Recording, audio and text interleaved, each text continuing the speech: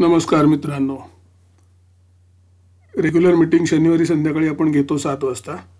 पण काही कामानिमित्त मी बाहेर असल्यामुळे मला मीटिंग घेता नाही आली, त्याबद्दल क्षमस्व. असं जेव्हा कधी होईल, कारण आता मार्च महिना चालू आहे, मार्च एप्रिल आम्ही लोक सॉफ्टवेअर डेव्हलपमेंटमध्ये असल्यामुळे 1 एप्रिलला मोस्ट ऑफ द सिस्टीम चालू होतात आणि एप्रिलमध्ये पण खूप बिझी शेड्यूल असतं. तर जेव्हा कधी शनिवारी सिस्टीमसमोर मी येऊ शकणार नाही, त्यावेळेला शनिवारी रात्री किंवा रविवारी व्हिडिओ रेकॉर्ड करून मी ग्रुपवर टाकत जाईन, तसंच यूट्यूब चॅनलवर टाकत जाईन. आज आपण सुरुवात करूया टाटा मोटर्सनी. टाटा मोटर्स मधल्या काळात खूप चालला, आता तो वरखाली होतोय. आता काय करायचं? तुम्ही चार्ट बघितलं तर लगेच लक्षात येईल टाटा मोटर्स डाऊन ट्रेंडमध्ये होता. आपण पूर्वीच्या मीटिंगमध्ये पण म्हटलेलं की टाटा मोटर्स ज्याच्याकडे असेल त्यांनी होल्ड करा आणि बाय ऑन डिप्स असं म्हटलेलं. आता बघा, आपला EMA तर आपल्याला दाखवतोय की टाटा मोटर्स वरतीच आहे. व्हॉल्यूम्स पण खूप तगडे येत आहेत. आपण हा वीकली चार्ट बघतोय. फिबोनाची जर लावला तर तुम्हाला लक्षात येईल टाटा मोटर्स फिबोनासीच्या एका स्टेपवरनं परत आलाय. हा वीकली चार्ट आहे, पुन्हा एकदा सांगतो. फिबोनासीच्या एका स्टेपवरून परत आलाय. ती क्रॉस करण्यासाठी टाटा मोटर्स थोडासा झगडतोय. पण याच्या आधी पण बघितलं तर 25 जानेवारीचा जो आठवडा होता त्याला पण टाटा मोटर्स डाऊन ट्रेंडमध्ये होता. आठवड्यापुरता. पुन्हाच्या आठवड्यात जोरदार मुसंडी मारली, एक लेवल क्रॉस केली फिबोनासीवर. आता ह्या आठवड्यामध्ये, हा जो मागचा आठवडा गेला 1 मार्चपासूनचा, ह्याच्यामध्ये 356, 358ला टच करून टाटा मोटर्स 357ला टच करून टाटा मोटर्स परत आलाय. तर जिथे कुठे तुम्हाला ह्याच्यात डीप मिळेल, कारण जर तुम्ही लार्जर पिक्चर बघितलं तर, आपण लार्जर पिक्चर बघत नाही. आपण त्या दिवसाचं, थोड्या वेळाचं, एक आठवड्याचं पिक्चर खूप कमी लोक बघतात. लार्जर पिक्चर बघितलं तर टाटा मोटर्सचा ग्राफ बघा. त्याचा जो ऑल टाईम हाय आहे, हा पुन्हा एकदा त्याने अटेम्प्ट केलेला अराउंड 600चा, पण तिथे सस्टेन न झाल्यामुळे ऑगस्ट 2016 पासून टाटा मोटर्स डाऊन ट्रेंडमध्ये होता आणि त्याचा जो रिसेंट लो बनवला 62चा, तिथून पुन्हा आता टाटा मोटर्स त्याच्या ऑल टाईम हाय 600कडे जातोय. किती दिवसात जाईल अंदाज वर्तवणं कठीण आहे. पण जर तुम्ही व्हॉल्यूम्स बघितलेत तर पूर्वीचे व्हॉल्यूम्स बघा, वर जायच्या आधीचे, आणि आत्ताचे व्हॉल्यूम्स बघा. खूप खूप जास्त व्हॉल्यूम्स टाटा मोटर्समध्ये आहेत. त्याच्यामुळे टाटा मोटर्सवर लक्ष ठेवणं आणि जिथे कुठे संधी मिळेल तिथे त्याच्यात एंट्री करणं हे इम्पॉर्टंट आहे. ग्रुपवर काही जण शेअर्स लिहितात, काही जण मला पर्सनलला टाकतात. काही शेअर्स मी तुमच्यासाठी शोधून आणतो, जे अभ्यासासाठी तुम्हाला शिकण्यासाठी मदत करतात. हा सिप्लाचा शेअर आहे. सिप्ला बघा, एका छान चॅनलमध्ये चालू होता. चॅनल तोडून थोडासा खाली गेला, पण लास्ट वीकला परत त्यांनी ग्रीन कॅन्डल बनवले. चॅनलमध्ये याचा प्रयत्न करतोय. 20 EMA च्या इथून तो 20 EMA ला खाली जाऊन परत वर येतोय. सिप्लावर लक्ष ठेवा. HDFC, मी तुम्हाला सांगितलं काही ब्लू चिप शेअर आहेत. HDFC त्याच्यापैकी आहे. बरेच मित्र विचारतात किंवा कोण भेटलं की विचारतं, सर असे काही शेअर्स सांगा ज्याच्यात लॉंग टर्ममध्ये मी इन्व्हेस्टमेंट करू शकतो. गेल्या वर्षीचा मार्चचा जर ग्राफ कुठल्याही शेअरचा बघितलात तर तुमच्या लक्षात येईल. 2020 मार्च बघा, HDFC जानेवारीमध्ये ट्रेड करत होता 2480 आणि मार्च एंडला HDFC होता 1480 धरूया आपण. 1000 रुपयाचा फरक आला. म्हणजे ज्याने कोणी याच्यात 24,80,000 गुंतवले त्याचे 14,80,000 झाले. आता मला सांगा, HDFCचा शेअर जो ब्लूएस्ट ऑफ ब्लू चिप म्हटलं जातं, ब्लू चिपमधले हे प्रीमियम शेअर्स आहेत, ह्याच्यामध्ये पण जर तुम्ही इन्व्हेस्ट केलं आणि कुठल्याही कारणाने, एक लक्षात घ्या, मार्केट जेव्हा पडतं आपण त्याला कारण देतो. जगभरातनं वेगवेगळी कारणं येतात. गेल्या वर्षी फेब्रुवारी मार्चचं कारण हे एकमेव होतं, पॅन्डेमिक होता. पण म्हणून बँक बंद पडणार होती का? नाही. बिझनेस बंद पडणार होते का? नाही. मार्केट बंद पडणार होतं का? नाही. आजपर्यंत कधी पडलं का? नाही. पण मग शेअर्स का खाली जातात? आपण जेव्हा शेअर्स ट्रेडिंग करतो तेव्हा एक गोष्ट कायम लक्षात ठेवायची, आपण शेअर्स ट्रेड नसतो करत, आपण सेंटिमेंट्स ट्रेड करत असतो. त्याच्यामुळे ट्रेडरची सायकॉलॉजी, मार्केटची सायकॉलॉजी, मार्केटमध्ये ट्रेडर्स ट्रेड करत असतात, इन्व्हेस्टर असतात, कंपनीज असतात, ते आपण इन्व्हेस्टमेंटच करत असतात. तर सायकॉलॉजीचा विचार करा. भीतीचं वातावरण निर्माण झालं की मार्केट खाली येतं. पण जर तुम्ही नीट बघितलं तर याच्या काही लेवल्स आहेत बघा. सपोर्ट कुठे आलाय? 2016 नंतरचा जो रेजिस्टन्स होता, अराउंड तिथे सपोर्ट येऊन आणि डबल बॉटम केला. HDFCने डबल बॉटम केला 1480च्या आसपास. मे मध्ये पुन्हा खाली आला आणि 1480चा शेअर पुन्हा 2896 पर्यंत गेला, 2890 पर्यंत पुन्हा खाली येतोय. पण जर तुम्ही HDFCचा एकूण ट्रॅक बघितलात तर बघा, तो वर खाली होतो. सगळे शेअर्स हे वेव मध्ये चालतात. अचानक स्ट्रेट लाईनमध्ये कोणी वर जाणार नाही. आणि ह्याच्यातच तुम्हाला गुंतवणुकीची संधी असते. मी गुंतवणूक म्हणतोय, ट्रेडिंगची तर असतेच. गुंतवणूक करताना पण जर तुम्ही टेक्निकल अनालिसिस शिकलात, टेक्निकल अनालिसिस वापरलत आणि त्याप्रमाणे जर गुंतवणूक केलीत, मार्केट करेक्ट व्हायची वाढ बघितलीत, तर तुम्हाला त्याच्यात चांगला फायदा होऊ शकतो. अदरवाईज चांगल्या शेअरमध्ये तुम्हाला नुकसान होणार नाही, पण तुमचं कॅपिटल खूप जास्त दिवस अडकून राहील. त्याच्यामुळे कुठलाही शेअर घेताना तुम्हाला फंडामेंटलवर कितीही विश्वास असो, जरूर टेक्निकल अनालिसिस बघा. खूप सोपं आहे. आपले आधीचे व्हिडिओ पण जर तुम्ही बघितलेत, आपण 20 EMA वापरतो, 50 EMA वापरतो, ट्रेंड लाईन्स वापरतो. व्हॉल्यूम्स तुम्हाला खाली दिसताच आहेत. व्हॉल्यूम्स पण जर हेवी असतील तर खरोखर त्या शेअरमध्ये एंट्री करायला काही हरकत नाही. पण कुठल्या लेवलला करायची हे खूप महत्त्वाचं आहे. तुम्हाला कुठल्याही कंपनीचा चार्ट बघाल तर तुम्हाला कळेल. मदरसन सुमी आपण पूर्वीच्या एका मीटिंगमध्ये घेतलेला होता किंवा ग्रुपवर चर्चा झालेली. बघा, मदरसन सुमीचे व्हॉल्यूम्स बघा, पूर्वीचे व्हॉल्यूम्स बघा, गेल्या वर्षीचे, त्याच्या आदल्या वर्षीचे, ह्या वर्षीचे व्हॉल्यूम्स बघा. आपण म्हणतो काहीतरी न्यूज असेल, काहीतरी झालं असेल, हे शोधत बसण्यापेक्षा चार्टवर साधे सोपे व्हॉल्यूम्सकडे लक्ष दिलं तुम्ही तर तुमच्या लक्षात येतं की हे व्हॉल्यूम बरंच काय सांगतात.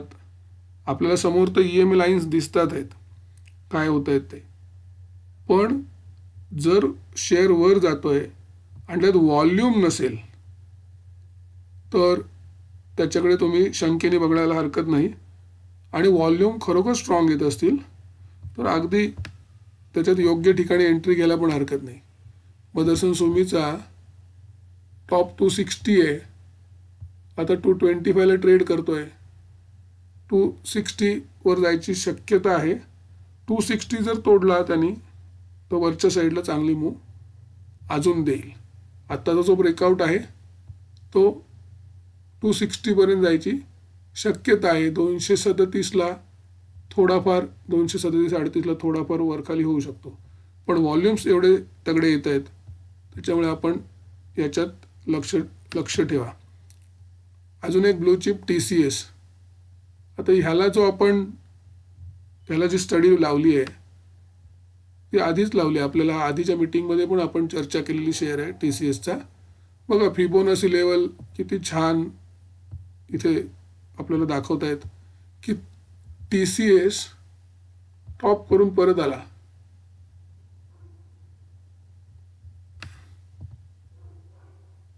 काय लेवलनी परत आलाय? 3329, 3330 वरून पुन्हा त्याच लेवलच्या खालच्या बाजूला 2900ला, 2907 थोडासा खाली गेला. आणि हा मागचा आठवडा TCSनी ग्रीन कॅन्डल दिली आहे, म्हणजे ही जी लेवल आहे ती रिटेस्ट केली आहे. त्याच्याच बरोबर बघा 20 EMA पण रिटेस्ट, 20 EMA पण 20 EMA वर सपोर्ट घेतलाय TCSनी. ओके, आता TCS मध्ये आपण अपवर्ड मूव्ह एक्सपेक्ट करतो. TCS आपण मागच्या मीटिंगमध्ये पण बघितलेला होता.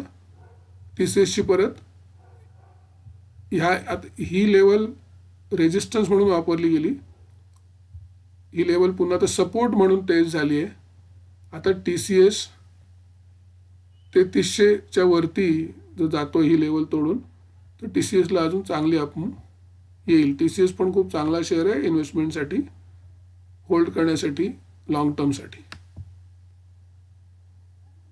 ABFRL बरेचसे गेल्या मीटिंगमध्ये पण आपण काही कापडाचे शेअर बघितले. आता बघा तुम्ही ट्रेंड लाईन्सची प्रॅक्टिस करा. याच्यातली ट्रेंड लाईन बघा, एका सर्टन ट्रेंड नंतर ट्रेंड ब्रेकआउट दिलेला आहे ABFRLनी. ह्या आठवड्याची जी कॅन्डल बनली ती ट्रेंड तोडून वर चालली.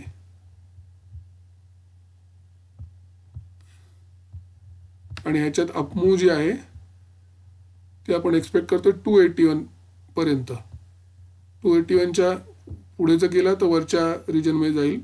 व्हॉल्यूम्स पण जे वाढत आहेत, ऑक्टोबरमध्ये खूप जास्त व्हॉल्यूम ट्रेड झालेले, पण पूर्वीपेक्षा बऱ्यापैकी जास्त व्हॉल्यूम येत आहेत, ह्याच्यावर लक्ष असू द्या.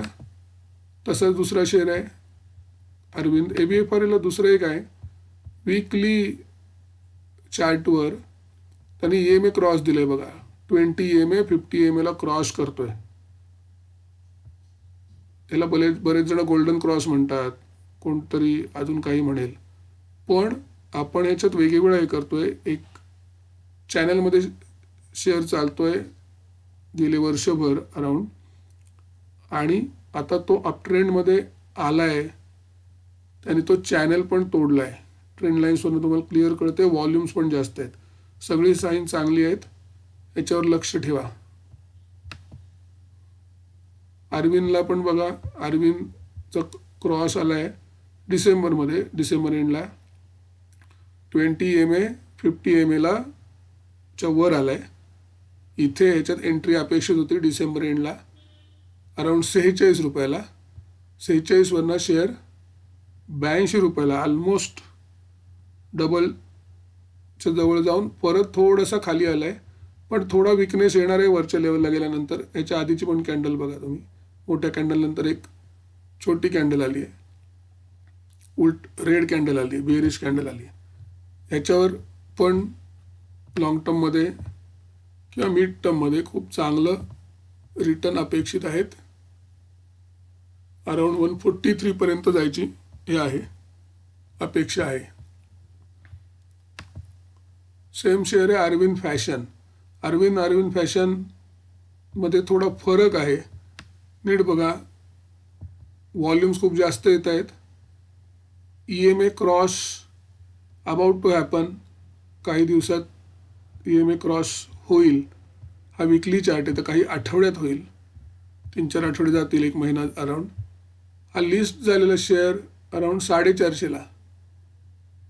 बरेचदा आपण IPO मध्ये पैसे गुंतवतो, 4 आठवडे शेअर वर गेला, 816 झाला, 450चा 80% जवळजवळ वाढला आणि 816वरून 110 रुपयाला आला.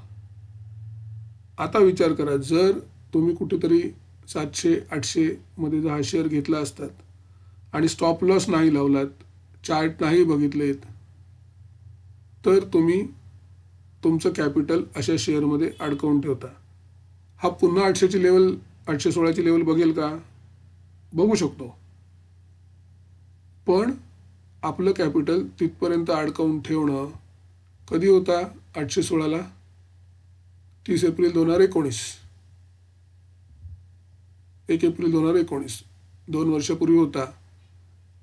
आता 2 वर्षापासून जे कोण वरती फसलेले लोक आहेत, एकतर त्यांनी विकलंय किंवा अडकून आहेत. विकलं त्याच वेळेला काय थोडाफार लॉस घेऊन विकले असतील, स्टॉप लॉस लावलेला असेल तर ते सुटले त्यातून. बाकी लोक अडकलेले आहेत. कंपनी वाईट नाही आहे, पण प्रत्येक कंपनीची किंमत शेअर्सची वरखाली होत असते, त्याच्यावर नीट लक्ष ठेवा. आता बघायला खूप छान व्हॉल्यूम्स मिळत आहेत, एवढे चांगल्या व्हॉल्यूम ट्रेड होत आहेत. आता ह्याच्यामध्ये लक्ष ठेवा, हा शेअर क्रॉस नंतर इथे एंट्री बनत नाही. जिथे कुठे क्रॉस होतो 20 EMA 50 EMA ला क्रॉस करेल तेव्हा त्यात एंट्री बनते. पुढचा शेअर आहे चेन्नई पेट्रो. चेन्नई पेट्रो पण क्रॉस देण्याच्या ह्याच्यात होता. मी मुद्दामून दाखवते, मगाचा मी दाखवलं की क्रॉस होतोय. चेन्नई पेट्रोचं नीट बघा, चेन्नई पेट्रो क्रॉस देण्याच्या तयारीत होता आणि त्या आठवड्यामध्ये चेन्नई पेट्रोमध्ये एकदम डाऊनफॉल आला. 121-22ला जो शेअर होता तो 90च्या खाली आला, 90पर्यंत आला एका आठवड्यात. हे चेन्नई पेट्रोचं नीट बघितलं तर एकाच दिवशी गॅप डाऊन झालेला हा बघा. 120ला वगैरे होता चेन्नई पेट्रो, 25ला, आणि 27 तारखेला 26ची कॅन्डल कुठे आहे? 26ची सुट्टी होती, 26 जानेवारी होता. 27 तारखेला डायरेक्ट शेअर ओपनच झाला तो 103ला झाला. आदल्या दिवशीचा क्लोज होता 119. दुसऱ्या दिवशीचा शेअर ओपन झाला तोच 100च्या आसपास झाला, 103. हे जे गॅप डाऊन असतं हे थोडंसं धोकादायक असतं, आपल्याला अडचणीत आणणारं असतं. पुन्हा आता चेन्नई पेट्रो क्रॉस द्यायचा प्रयत्न करतोय, पण अशा शेअरपासून दूर राहा. क्रॉम्प्टन ग्रीव्ज आहे. क्रॉम्प्टन ग्रीव्जनी बघा, डेचा चार्ट आहे, आपण वीकचा चार्ट लावूया. खूप छान रॅली दिली आहे, कंटिन्युअस वर जात होता, वरती गेल्यावर थोडा विकनेस आला. आता बघा याच्यात एक आठवडा ग्रीन, एक आठवडा रेड, एक आठवडा ग्रीन, 2 आठवडे रेड, एक आठवडा ग्रीन, एक आठवडा रेड, असं करत करत करत शेअर वरच चाललंय. पण त्यांनी आपल्याला 240ला जुलैमध्ये एंट्री, जुलै एंडला एंट्रीचा सिग्नल दिलेला. ह्याच्यानंतर खूप चांगली रॅली आली, पण आता थोडा विकनेस आलाय. इथे पण कप बनवतोय, 20 EMAच्या वर ट्रेड करतोय. लास्ट वीकला ग्रीन कॅन्डल दिली आहे, म्हणजे पुन्हा वर जायचा प्रयत्न करतोय. क्लोजिंग 404 होती वीकची. 455 पर्यंत अपमूव और 450 पर्यंत अपमूव अपेक्षित आहे. MRPL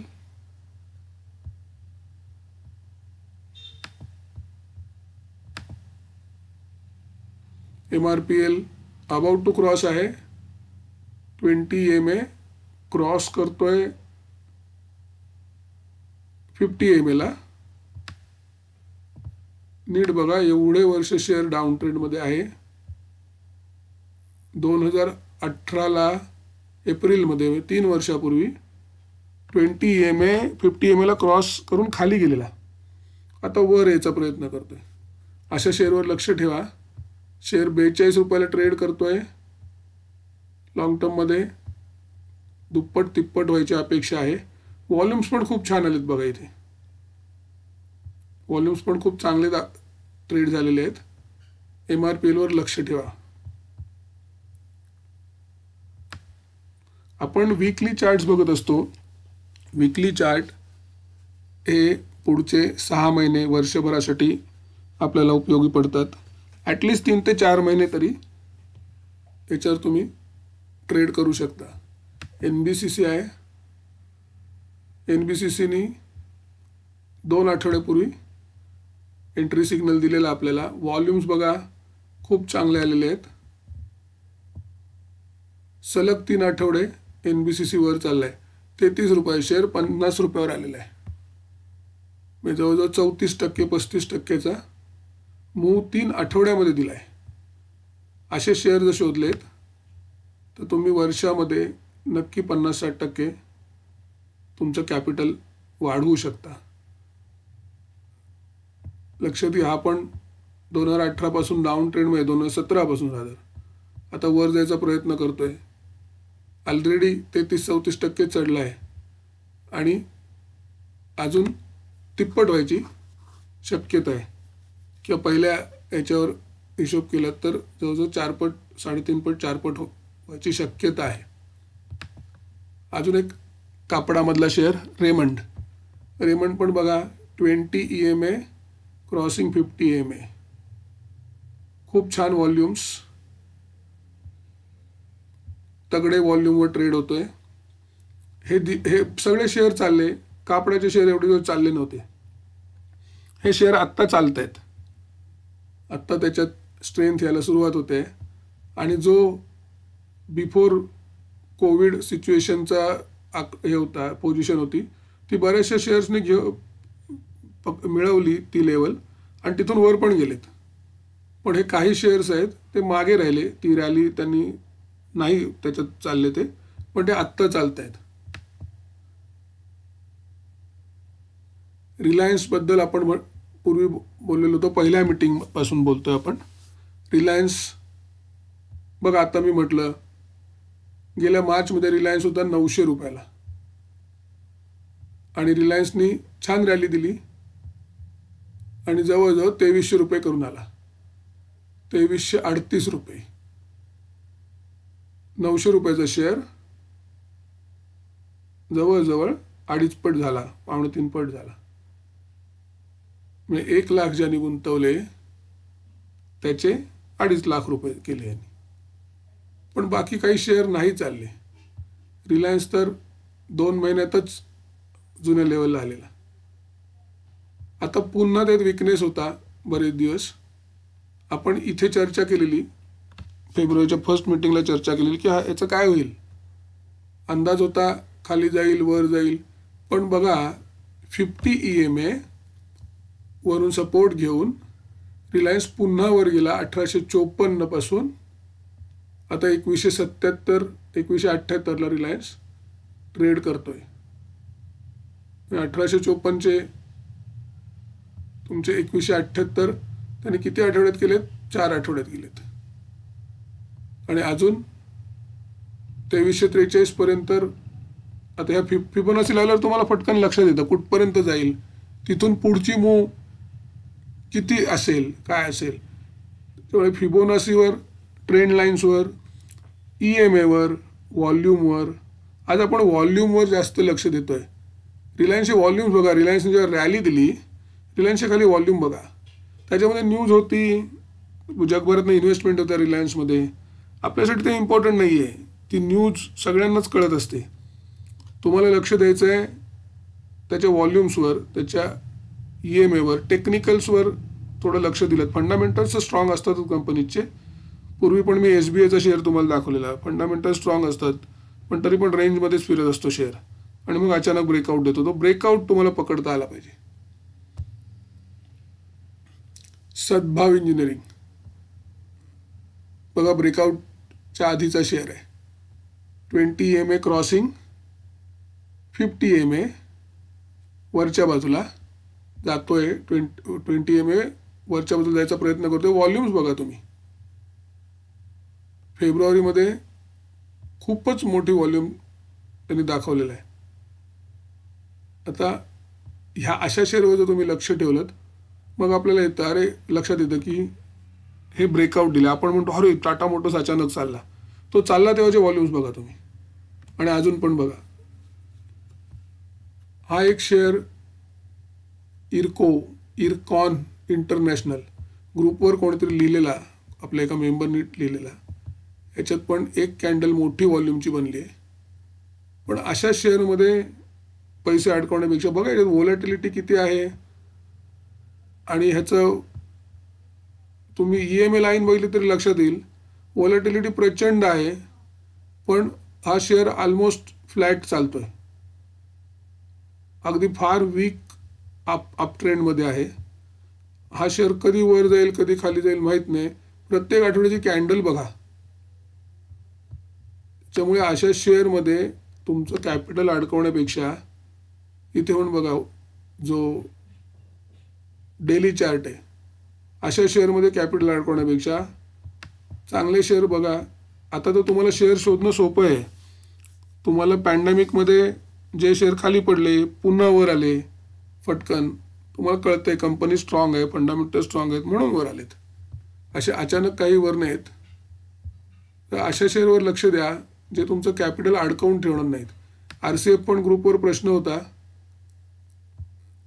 RCFला पण खूप हेवी व्हॉल्यूम्स मागच्या 2 आठवड्यात ट्रेड झालेत आणि RCF 55 रुपयाचा शेअर अराऊंड 100पर्यंत जाऊन आला. म्हणजे दुप्पट होऊन परत खाली आला आहे. थोडा विकनेस वरच्या लेवलला आला आहे. सरकारी कंपन्या डिसइन्व्हेस्टमेंटच्या न्यूजवर चालल्यात. नाही तर पूर्वी बघा RCF काही फार कुठेही तुम्हाला व्हॉल्यूम्स पण दिसणार नाहीत फार, आणि फार चालत पण नव्हता कधी. पण आता अचानक डिसइन्व्हेस्टमेंटच्या ह्याच्यात आल्या. डिसइन्व्हेस्टमेंट लगेच होणार नाही, वेळ आहे. पण न्यूज कशी ट्रेड होईल याचा आपल्याला अंदाज नसतो. तुम्ही चार्ट्स बघितले तुमच्या लक्षात येतं. आता इथे पण बघा RCF वरच्या लेवलला विकनेस आला तर पुन्हा वर जायचा प्रयत्न करतोय.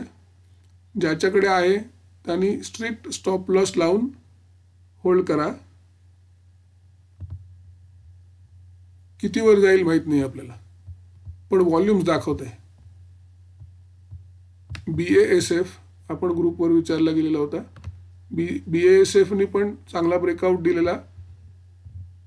कन्सॉलिडेशन बरेच दिवस होत होता. बरेच आपण याचा वीकचा चार्ट बघूया, त्याच्यावर जास्त आपण नीट बोलू शकू. बघा BASFनी आपल्याला एंट्री दिलेली दाखवलेली 13 जुलै 20ला. पूर्वीच्या व्हॉल्यूम्सपेक्षा बॉटमला हा जेव्हा आला 820च्या आसपास, तेव्हा गेल्या वर्षी फेब्रुवारीतला आहे. आता बाकी सगळे शेअर फेब्रुवारीत खाली आले. मार्चमध्ये BASF गेल्या वर्षी मार्चमध्ये खाली नाही आला. बघा तुम्ही. आता काय याच्यात का नसेल खाली आला बरं? बाकी शेअर आलेत, ऑलरेडी डाऊन ट्रेंडमध्ये आहे. ऑलरेडी तो बॉटमलाच होता. त्याचा 700च्या आसपास बॉटम होता. हा 800वर आहे. पण त्याच्यानंतर चांगला चाललाय शेअर आणि आता तो त्याचा जो लाईफ टाईम हाय आहे 2423, तो तोडायचा प्रयत्न करतोय. BASFचा जर चार्ट बघितलात 50 EMA ची लाईन बघा. 50 EMA जेव्हा 20 EMA क्रॉस केला, मी नेहमी सांगतो बॅक टेस्ट करा. तुम्ही कुठलीही स्ट्रॅटजी वापरताय. मी तुम्हाला इथे अगदी बेसिक स्ट्रॅटजी दाखवतोय का. ह्या बेसिक स्ट्रॅटजी आहेत, ह्या जगभरात वापरल्या जातात. तुम्ही खूप काहीतरी हायफंडू वापरून त्यातनं काय निष्पन्न होईल माहीत नसतं. पण कुठलीही स्ट्रॅटजी तुम्ही वापरलीत तरी त्याची बॅक टेस्ट करा. मी जेव्हा म्हणतो की 20 EMA 50 EMA ला क्रॉस करते वरच्या बाजूला, म्हणजे खालून वरती जातोय 20 EMA 50ला क्रॉस करून. बघा जेव्हा असं झालंय, मी नेहमी काय सांगतो की तुम्ही कोण सांगते म्हणून विश्वास ठेवू नका. आता तुम्हाला इंटरनेट अवेलेबल आहे, वेगवेगळ्या साईट्स अवेलेबल आहेत. ट्रेडिंग व्यू सारखी खूप बेस्ट साईट फ्रीमध्ये तुम्हाला ॲक्सेस करता येते. जेव्हा जेव्हा बघा इथे पण यांनी क्रॉस केला 243चा शेअर 713 पर्यंत गेला, मी जवळजवळ तिप्पटीपर्यंत जाऊन आला. पुन्हा इथे इथे तर बघा इथे क्रॉस केला 600च्या अराउंड आणि दुप्पट झाला. इथे पुन्हा क्रॉस केला 1000ला आणि शेअर 2.5 पट झाला, 2400 रुपये जवळ झाला. पुन्हा इथे 1150 वरून. फंडामेंटली स्ट्रॉंग ज्या कंपनीज आहेत त्याच्यामध्ये पण हे जे काय चेंजेस आहेत किंवा ज्या प्राईजमध्ये तुम्हाला ॲक्शन बघायला मिळते व्हॉल्यूममधली, हे जर तुम्ही चार्टवर नीट रीड केलं, बघा ट्रेंड लाईन ड्रॉ केली आपण. BSF माझ्याकडे ट्रॅकिंगमध्ये नव्हता. ट्रेंड लाईन ड्रॉ केल्यावर तुम्हाला कळतं तर ट्रेंड लाईनला टच करून परत जातो, म्हणजे पुन्हा येऊ शकतो का. आता बघा हिस्ट्री काय म्हणते, किती वेळा येऊन गेले. तर लक्षात घ्या, तुम्ही काही जण फक्त 50ची किंवा शॉर्ट टर्ममध्ये काम करताना फक्त 20ची ट्रेंड लाईन ट्रेड करतात.